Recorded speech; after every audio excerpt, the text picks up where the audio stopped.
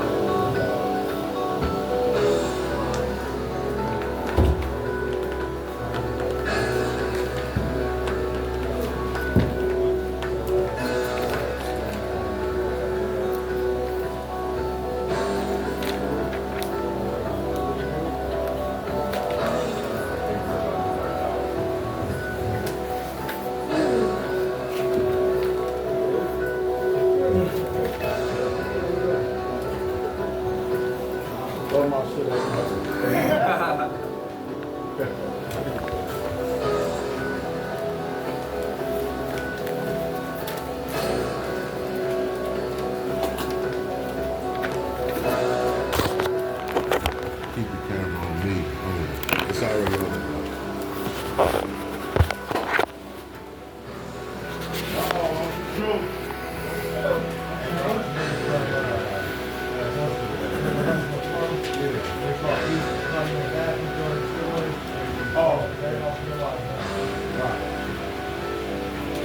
Y'all ready to lock in with me? Y'all ready to lock in? I'm gonna tell you what's next. Read it. You got eyes.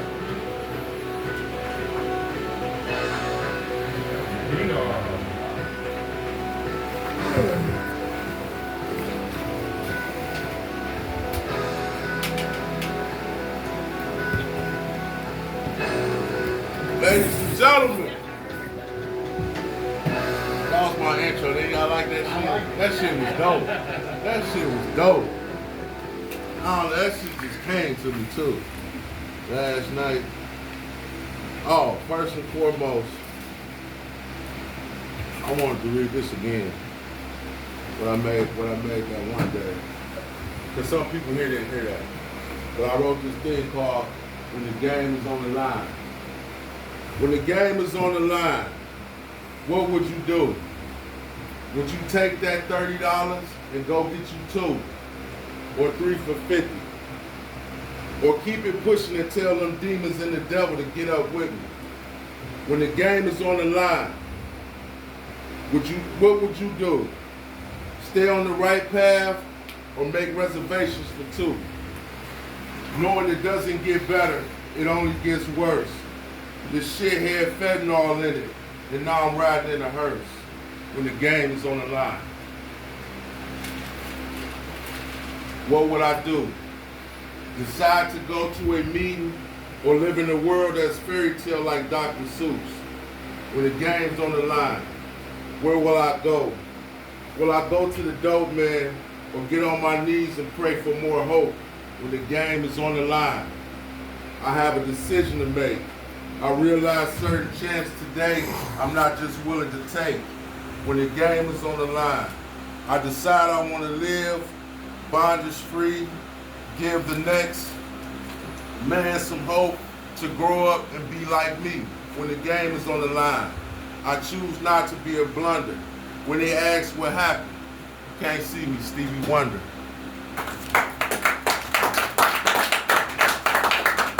Thank you. Oh, so the papers y'all got, that's my YouTube recovery channel.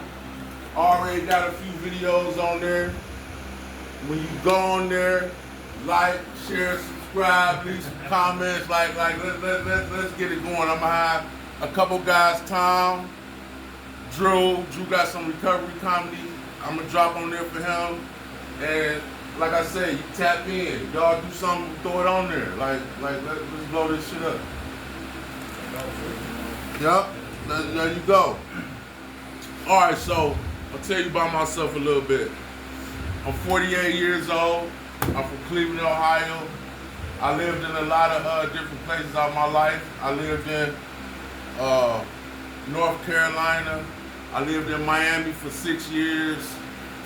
I got 5 siblings. It's 5 of us. My mother had 5 kids. I got a little brother who's the youngest, and I got 3 sisters. I got a sister that's older than me, and everybody else is up under me. I'm the second oldest. I also got 3 sisters from my dad. Moving forward, young, me being young, it's from the '80s, so it's like I seen my mother and the guy who I thought was my father at the time, whose last name I got. There was a lot of partying going on. Beer, to this day I own beer, liquor, but to this day I keep meaning to ask my mother this, but I never have. It used to be like, let's just say it's 6 couples.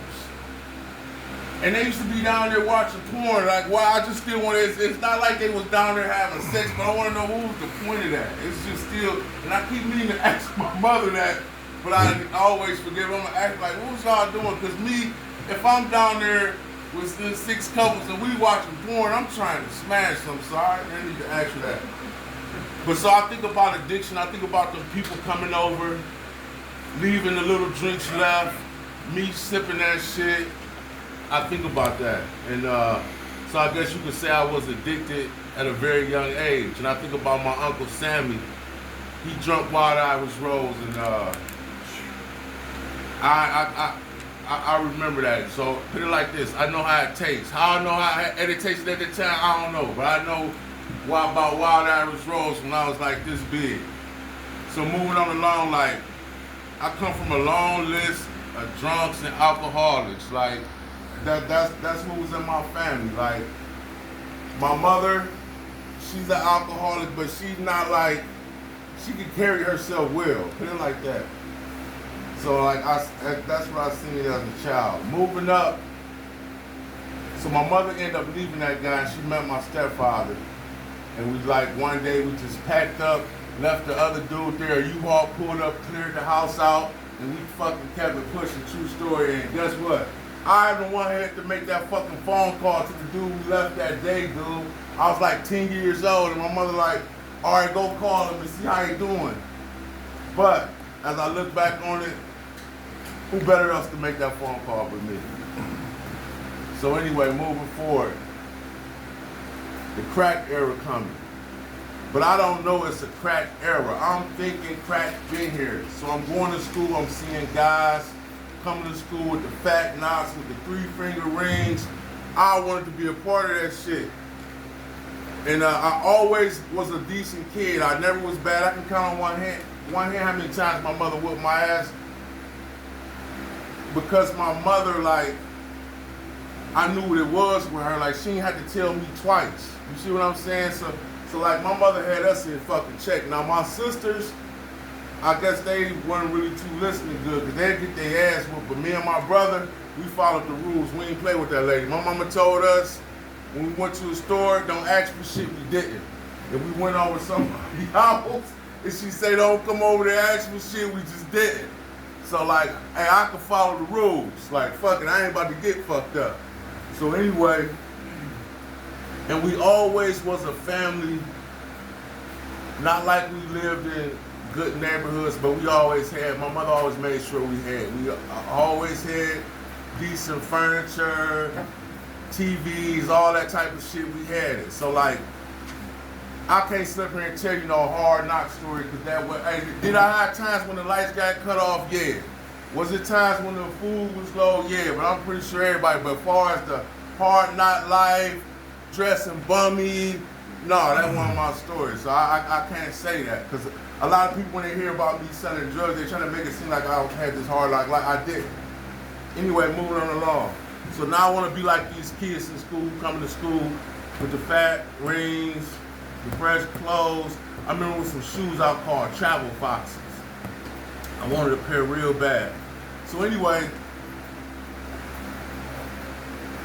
get introduced into selling crack. Like my 6th grade year, imagine this, in 6th grade, for the whole school semester, all I did was sit down with a notebook and a paper. I probably was like, I'm 12 or 13 at this age, at this time. 12 or 13. All I did for that whole school semester was with a notebook, wrote down how much dope I was gonna buy and how much I was gonna make off of it. That was my school for a whole year. I swear to God, God killed me. This guy walked past me one day, he started laughing. I said, what? He said, man, all you do is write about money. He was right, that's all I did. Don't ask me how. As a kid, that's what the fuck I did in my 6th grade, dude. I didn't do no, I only fucking passed because of fucking age. Like I was telling the lady, she thought I was being funny. You gotta break this shit down for me. I dropped out in the 9th grade, and guess what? The only reason how I got to the 9th grade was from fucking being old. They gotta pass you. Back then, they were gonna pass you because of your age, so she took it the wrong way. No, you gotta dumb this shit down for me. That's why I said you gotta Brianize. That's why I'm Brianizing this shit for y'all. So anyway, I get into the dope game. It's a long story, but I'm not gonna keep it that long. I get into the dope game, and my drive and ambition, a lot of people, y'all can see my drive and ambition. I had that drive and ambition in the dope game. I went from being able to make $50 to pumping to where I can make $6 grand on a Sunday. So that tell you where I was at. I'll buy a motherfucking kilo, 2 people, I'll sell some way too, but other than that, I'm selling rocks, I'm greedy. I'm making like $200,000 off of that. I'm only paying like 30, 36 at the most then, you know what I'm saying? And then, guess what? Hey, I remember when the shit was 18. And I don't say that shit to boast and brag, that's part of my story what led me here. Because I wish I would have never sold shit, to be honest with you. Moving on along. So I guess what? I got everything I want. It's like the devil. Got everything I want. I got every fucking car you can imagine. I sold drugs from the age of 14 to 34. Been to prison 3 times. I never got caught with drugs in my life. I've been to prison 3 times for drug trafficking. I don't know how I feel to get caught with dope. That's how much they was fucking with my life, pulling bullshit on me, the police, because they couldn't catch me. And I don't say it to brag, it's just true. They had a fucking hard on. So anyway, I just come home from catching, from doing my 2nd prison number. When I came home from doing my 2nd prison number, my mother called me one day. I was out for 6 months. My mother called me one day. She said, Brian, you got court papers over here. I said, for what? Open them up. She said, it says, it don't tell me for what, it just say you gotta go to court on this date. I said, all right. I called my lawyer. I said, man, I got court papers. It's just telling me I gotta go to arraignment on this date. He said, all right, I'll call you back later. He called me back later. He said, you have seven drug trafficking charges stemming from this date to that date. He said, have you been arrested for none of this? I said, no. He said, well, what we have here is a secret indictment. What you want to do? You want to go to the court? I said, hell no, I just came home. They can catch me when they catch me. That was that. But when that happened, guess what I said? True story. I said, these motherfuckers act like I'm killing somebody. I got to try this shit. That's what I said. 2 weeks later, I pulled into a parking lot. I took a dime of crack, put it on in my weed, and smoked it. It didn't do nothing for me. It made me feel kind of stupid. That was God trying to show me some grace. I escaped that day. Went on about my life for whatever reason. 2 weeks later, I wrote that same primo up again, but maybe put a little bit more in there, and then I inhaled it. And what I can say now, I really would call that shit a divine, intervention. Yeah, because if that don't happen to me, I don't get here now. Trust me, I'm a way better person. Somebody asked me last year with my faith in God, they say, I told them, they asked me something, and I said, if it's for everything I went through, for where I'm at with God, it was worth it. And I went through some shit, so it was worth it. So anyway, that started my addiction. 34 years old, fucking smoking more crack than the law allow, reminds you I'm up. So for the fucking whole year, pretty much, I smoked as much as crack as I wanted to, when I wanted to, but I'm in the closet, don't nobody know. I remember buying a Navigator. You know, Navigators was the shit. I went and bought me a motherfucking Navigator, so my kid's mom, she want to kick it with me because I just got this, but she don't know I want to smoke crack. So I kicked it with her for that day, a little bit.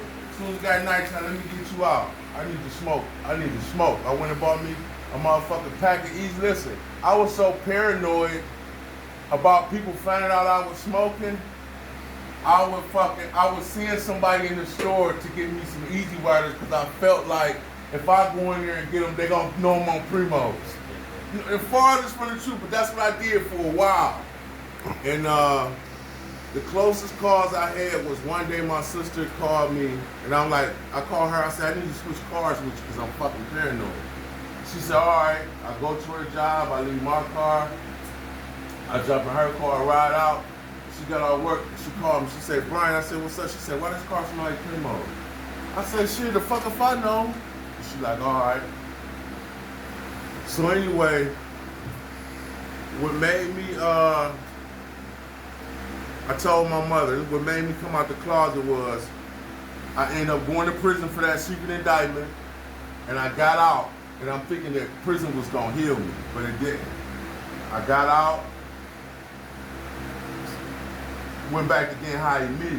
And remind you, I'm fresh from the joint, like, nigga, my boy is throwing it to me. As soon as I come home, one dude coming back, giving me fucking 4 ounces, next dude coming back, giving me 6 ounces, and I juggled for a minute. But when I went home at night, and by that time, I done graduated to the pipe. I was smoking so much goddamn crack, I never forget it. My sister, my oldest sister, I'm living with her. It's like 3 in the morning, her kid's father come in. And I'm like, motherfucker, cause like I'm in the basement, but the door leads right there.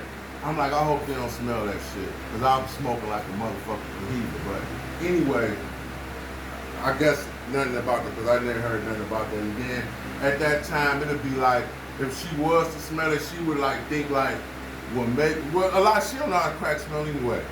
But for the boyfriend who, baby daddy probably did, a lot of people would think like, that's not, he must have somebody down there, they're not gonna think I'm smoking. So anyway, so I come home, I'm smoking.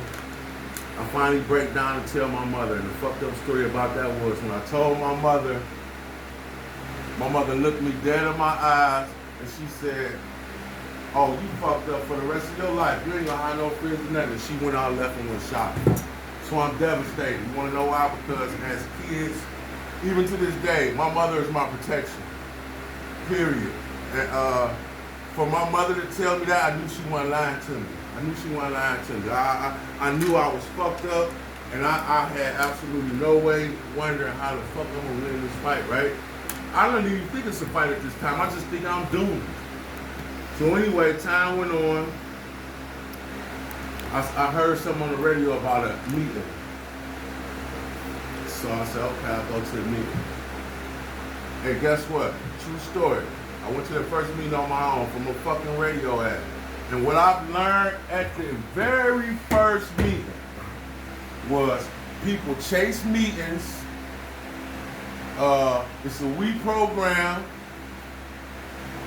I knew that shit, but I always felt I was different. That's why I sit here years later, because I never wanted to, I always wanted to add more water to this cake. I always wanted to put a little more sugar in, instead of me just doing what the fuck I was told. How these people told me, no, I gotta do it Brian way. And Brian way has me in and out this motherfucker. I always want to do it my way, but guess what? I learned my lesson this time. Fuck that. I gotta do it their way. My way don't work. It's gonna work for a minute. I get a year, 2 years, then it's gone. I accumulated all this shit just to sell my shit for pennies on the dollar. Anyway, so I do that. I go to the meeting, I see how that's going, and of course, I'm not trying to go to no meeting all the time. Next thing you know, boom. I finally, now the dope game over with, now I'm working. Spending all my checks on getting high. I'm isolating. I don't want to fuck with nobody. My boys found out, the word got out about me getting high. I was treated like the Black Plague. Boom, I ended up catching the case. They give me 3 years probation. I ended up catching another case after that, which led me to 5 years probation. So I did 5 years of intense probation. That's how I went bald-headed. Shit stressed me out so much. True story. True. Anyway, here we go with the geographical change. I know what if I just fucking, and I heard the stories plenty of times about how the geographical change don't work, but guess what? It's gonna work for me. I don't know what they did wrong, it's gonna work for me. I'm gone. No, I took myself with me. Like when I first went to Miami, my first day in Miami was for 4 years. The first 3 years I did awesome. Every year it was, I had that car, I'm living in nice apartments. Didn't have no girls though. But that fucking last year took a fucking look at me. I'm trying to move the skinniest man. The skinniest man in here was bigger than me. True story. I had never lost weight in my addiction. The skinniest man in here was bigger than me. And I'm like, fuck, now I want to go home. So what I had to do was check myself in the treatment to get my weight back up to go home, because I would have popped up at my mother's doorstep. She would have said, who in the fuck is you? Yeah, that's how skinny I was. Moving on along. Come back to Cleveland for a year, went back to Miami, everything cool. I just got sick of not being around family. Anyway, kind of move around the story a little bit. Now let me get to my paper. So, I met a guy, great guy, and he worked with me around the clock. He worked with me around the clock to this, because when I had that 3 years sober, there was that white knuckle shit he always talking about. I didn't go to music or nothing. I just was lucky to get that. Don't ask me how. And but anyway, what I learned when I started working with this particular guy, he wasn't my sponsor or nothing, but for whatever reason, he just worked with me. Like I say, around the clock. The first thing I learned, man, would help me get some sobriety that meant something, man, was I had to have the fucking willingness to change. I don't know what that looked like for you, but what it looked like for me was the people, places, and things. But guess what? Even though I know this, I still want to do Brian. So that's why I'm still here. I learned that some years ago about that people, place, and things, how serious that is. But guess what? I still want to do what the fuck I want to do. For some fucking strange reason, Brian want to do what Brian want to do. And that will have me sitting in these seats all the fucking time. So like, I would suggest, man, that like, you find out what the willingness to change look for you. Like, it just got to change. And if I had to make any suggestion for anybody in here, a good place to start would be with your fucking attitude. Cause like, I could look through all this, I could look through this whole room right now and it's a couple motherfuckers in here who think they this badass motherfucker, and I hate to be the one to break it to you, you're not. Like, if you want to show me you tough, go whoop that addiction ass, that alcohol, go fight that motherfucker. What you? Please go fight that motherfucker. There ain't no need for me to go fight anybody. I need to go fight that crack addiction. That's how I'm gonna be a man. I'm not gonna fucking be no man and win no stripes from nobody in here. I'm talking about I can literally beat the brakes off of somebody in here, and what good would that possibly do me but seeing me to jail? Come on, man. Fuck out of here. So, like I say, find the willingness to change. Something else that really helped me was finding a routine. Like my routine and my last bit of recovery was great. Wake up, do some Bible shit I'm doing now, do some Bible stuff, find me some good stuff on YouTube, on TV. Like, my guilty pleasure is drill music, so guess what? I know that shit corrupts me. So even though I'm still gonna listen to drill music, I'm gonna watch or listen to some good shit too. As much as I watch horrible ass videos where people get killed at, guess what? I'm gonna watch me some Joyce Meyer. I'm gonna try to balance it. I'm gonna do whatever it is I can to give myself a better opportunity to stay sober. Because if I don't know nothing else, I know we're watching all that bullshit that got me, and I'm just not willing to.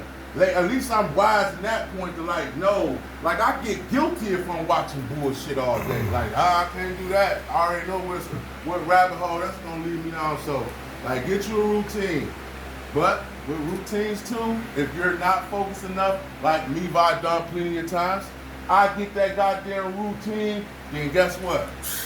I'll ride. Fuck you talking about? Go to the car lot, get the car, the job paying me good, I got hella hours, next thing you know, I'm riding down St. Clair, and guess what? Going to give me one.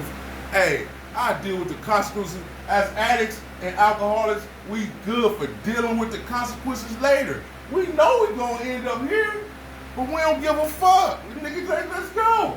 I'll holler back at Adam and Chris in a minute, fuck it, if we that lucky.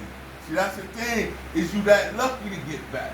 Might not be that lucky to get back, man. Think about that. With that being said, man, recovery is a process, man. It's not going to happen overnight. You're not going to change overnight. Everything is a process. I'll be the first one. Dude, listen.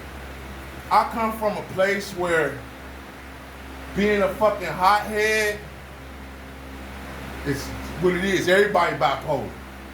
Period. Everybody bipolar. Everything is acceptable. That's something bad what I don't like about my neck of the woods, because everything is acceptable. Me and you could be cool as fuck, and if I go sleep with your old lady, it ain't no big deal. That was some cool shit. See, I don't look at it like that, but everything is acceptable. So that's just so crazy. So trusting your process, man. The days we got here, it ain't enough. It's just not. It's just not enough. Take the process day by day, leave here, go to sober living, go home, whatever you got to do, just stay in the process. Guess what? The process is rewarding. I felt like what made me stay here was, of course I wanted to fucking just do residential and roll out, right? But I thought about it. I did that type of shit all the time. Phew, gone. Next thing you know, I'm back high. So I gotta think it's gonna be a reward for me. I'm always looking for a payout. Don't get it twisted. Now, I ain't staying PHP for no reason. I'm looking for the reward it's gonna give me. And I know it's gonna give me a reward. And in the Bible it say, it was talking about, in the Bible it was talking about people was complaining about something. I want to say it was in Egypt about them trying to find whatever the case may be, but it said God didn't rebuke them for them complaining, because I'm the first one complaining about this 7 days shit. I don't want to do it. And then they end up tacking on more time. But it says God didn't rebuke them for complaining, but they was rewarded for continuing. You feel me? Don't let that fly over your head.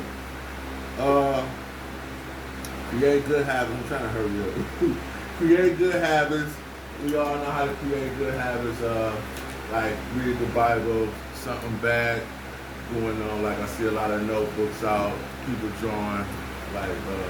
Them creating good habits. But also, if you that drawer, that pool player, people got upset with me about speaking about the pool and the drawing. And I wasn't saying it like that, because guess what? That's cool. But you got to put some good shit on top of that. You got to. You just can't come in here and be the pool shark and don't do shit else. Ain't touch no big book, ain't touch no Bible, ain't getting nothing but play pool. And you're going to be fucked up. That's just the truth. I like this one. Stop being a burden. Do anybody know what being a burden is? Let me tell you what being a burden is. Being a burden is me, if I was to leave here, let's just say if I was to leave here and was not going to sober living and I went to go move with my mother or any family member or anybody, I'm a fucking burden on them. I don't have no job. Now they got to wait for me to sit around and get a job. And on top of that, they got to wonder, is he going to do right when he gets the job? And not to mention, we done already been down this road so many times, and they love you, they gonna let you come back. But at the end of the day, ask yourself, do you really want to be a burden to somebody? I don't want to be no burden on nobody today. I know for a fact I'm gonna leave, go get a job and do my thing. This is what I do when I get clean. But guess what? I can do that shit in the sober house. I ain't got time for nobody telling me all these rules, and I ain't got time for it. If you got time for it, do you. But I think as grown men, we should start thinking about being a fucking burden on people, man. At some point, it just gets old, man. And like, get some get up and go about yourself, man. And what I mean by some get up and go, like Eric couldn't have said it no better.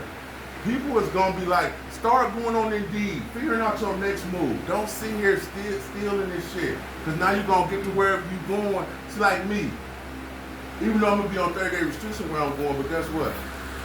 I'm a tow truck driver, so I already scoped out and reached out to the towing companies. And I'm telling my business, yeah, I'm from Cleveland, but I'm moving to blah, blah, blah, and XYZ. You see what I'm saying? I talk to them like that, and they like, cool. Come holler at us when you get here. Stuff like that, like stay on top of your game. I like this one too. Knowing who you are. As an alcoholic or addict, substance abuse, like, who is you? Like, you know what I'm saying? Like, and this is why I say that, like, do I think, like, me being the guy who could, like, go, I can get paid and go spend $50 on some crack and go to work the next day, I can't do that. That's why I'm here, because I can't do it. I ain't got that luxury. I ain't the guy who can leave here and go get a double of liquor and think I'm gonna drink that. No, as soon as I drink that double liquor, guess what? I'm going to get me some crack. See, I know who I am. I'm not gonna let that shit trick me out of my bag no more. And I honestly feel like, and don't take no offense, if it don't apply, let it fly. But in my heart of hearts, I call this ground zero. When you made it here, I think you kind of like me. I could be wrong. You could be that different, because it's like, some people would be like, the odds of 3 out of a million on some lottery type shit. Guess what? You might be that motherfucker. But I seriously doubt it, but you might be. And that's just my belief. Like, I think when you made it here, you in bad shape. Next thing, recovery is fun, man. Like, once you get clean and sober, you can do fun shit, man. Like I'm gonna come up with a non-profit this for people gonna donate money, and like, just say like for this center, they're gonna donate money, and then I could talk to Josh, whoever, like, yeah, I'm gonna send this money over there, take them guys to Cedar Point. You know what I'm saying? Shit like that, because it's fun. Like, you just gotta be on that other side. Because I'm gonna tell you, like, one time I got clean, it was a good fucking thing for me to go to the gas station, and guess what? I'm filling the whip up. I ain't gotta pick 10. Give me a fill up. Give my car, give me a fill up. Guess what? McDonald's and shop and go get that shit when I want to. I remember being able not to get that shit. It feel good when you can eat what the fuck you want to eat when you want to. It feel good for you to just meet a chick and she say, Drew, I want to go to Red Lobster. All right, let's go. You ain't got to say, wait till Friday till I get paid, none of that shit. All right, we out. Last but not least, man, I'm going to leave y'all with this. I got to sip for this. I repeat, do not. We come to this motherfucker, we broken. We broken in half. This is the truth. Some of us more than others. Do not let that self-esteem let these women get you. Because that low self-esteem will have us willing to accept anything. And that shit ain't gonna do nothing but leave us to relapse, man. I'm just being honest with you. Like, guess what? At the end of the day, when you get on top of your shit and get your shit together, it's gonna be a nice woman waiting for you. And not saying that the woman you may meet, she may be nice, but we just ain't ready for that. Cause you know how women play the mind game. I dated a chick, and you know what? Every time we got into it, she act like she calling a dude, and I fell for it every time. Ain't no catching a domestic violence over it. For them fucking mind games women play, man. Man, give yourself some time, man. Don't let that fucking self-esteem fuck with y'all. All y'all worthy of good shit in life, good women, and guess what? With patience that will come. I love y'all. That's all I got.